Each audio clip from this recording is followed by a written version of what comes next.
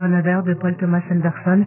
Les Oscars, on en reparle dans la dernière partie de notre émission et dans quelques minutes dans le journal. Voilà pour le programme. Bienvenue.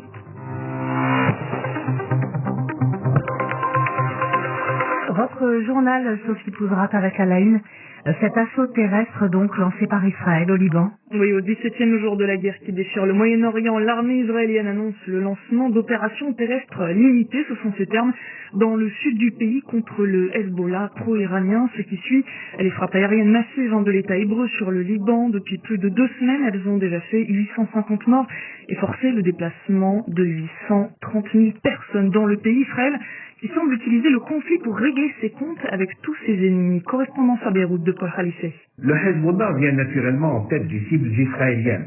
Le parti chiite a déjà perdu des dizaines de ses cadres et de ses combattants dans les raids menés depuis le déclenchement des hostilités le 2 mars. Le Hamas vient en deuxième position. Dimanche, un responsable du mouvement islamiste palestinien a été tué dans une frappe israélienne sur la région de Saïda, dans le sud du Liban. 3 jours après le début de la guerre, Israël avait annoncé avoir tué le commandant militaire du Hamas au Liban dans une attaque qui a visé un appartement dans le camp de Beddaoui au Liban Nord. 3e dans le classement des cibles israéliennes, la Jama'a Islamiyya, la branche libanaise des frères musulmans, placée il y a quelques mois sur la liste américaine des organisations terroristes. Plusieurs cadres et membres de ce mouvement sunnite allié du Hamas ont été éliminés par les Israéliens.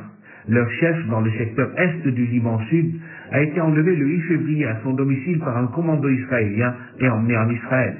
Paul Khalifé, Beyrouth, RFI. L'État hébreu qui dit aussi viser à nouveau l'Iran. L'armée israélienne déclare mener de nouvelles frappes sur le pays, notamment sa capitale, Téhéran, mais aussi les villes de Shiraz et Tabriz dans le sud et le nord-ouest. Plus tôt ce matin, les habitants de Téhéran ont à nouveau entendu des explosions retentir après une nuit déjà marquée par de fortes déflagrations.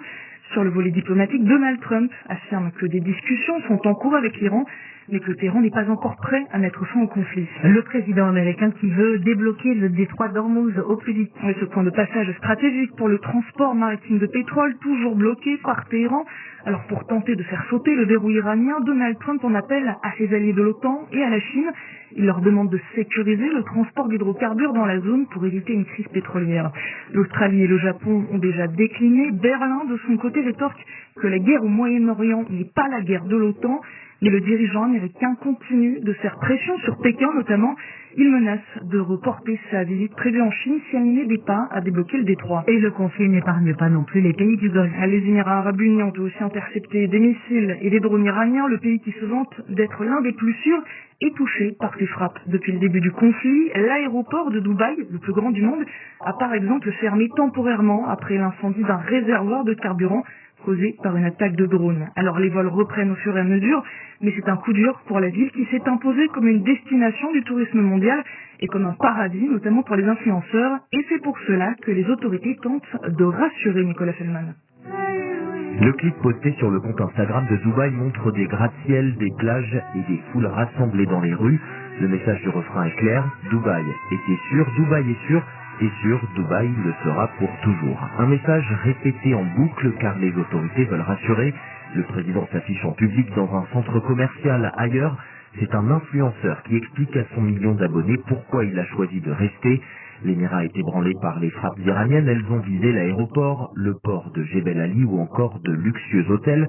Et ces images resteront, explique Sébastien Boussois, chercheur associé à l'Observatoire géostratégique de Genève. Ces attaques répétées sur Dubaï montrent les limites de ce mirage émirati où beaucoup sont partis se réfugier. Tous ces gens ont largement oublié que le Moyen-Orient restait le Moyen-Orient. Et là, on est véritablement dans une situation d'effondrement du château de cartes. Il est clair que le tourisme va prendre un véritable coup sur la tête. Les autorités promettent désormais des poursuites contre ceux qui relaient ces images de frappe et mettent en avant 2 chiffres.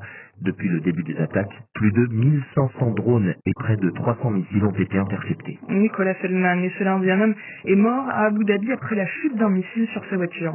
Et vous pouvez suivre la situation au Moyen-Orient en direct sur notre site internet rfi.fr. Et d'une guerre à une autre, des explosions ont secoué la ville de Kiev. Ce matin, la capitale ukrainienne a subi une attaque aérienne russe en pleine journée.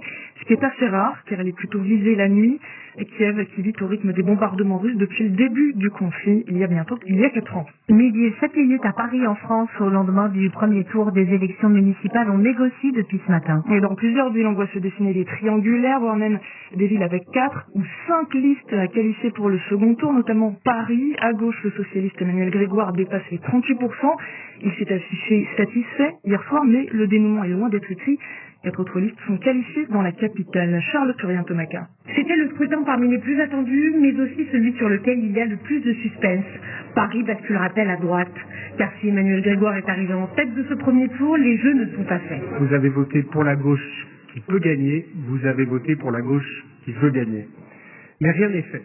Dimanche prochain, la droite et l'extrême droite peuvent l'emporter à Paris. Si le candidat de gauche a fait campagne sur une non-alliance avec LFI, les militants PS présents lors de cette soirée électorale estiment qu'il faut tendre la main sans fusionner les listes. À tous ceux qui se reconnaissent dans le travail d'Emmanuel Grégoire et des écologistes et leur dire que s'ils veulent garder Paris à gauche, c'est surtout le meilleur choix à faire. Car l'inquiétude est là en fonction de la configuration du second tour. Sophia Chikirou, si elle se maintient, peut diviser l'électorat de gauche et favoriser la droite. Des militants LFI ont même improvisé une manifestation en marge de la soirée électorale du candidat de gauche, appelant au rassemblement.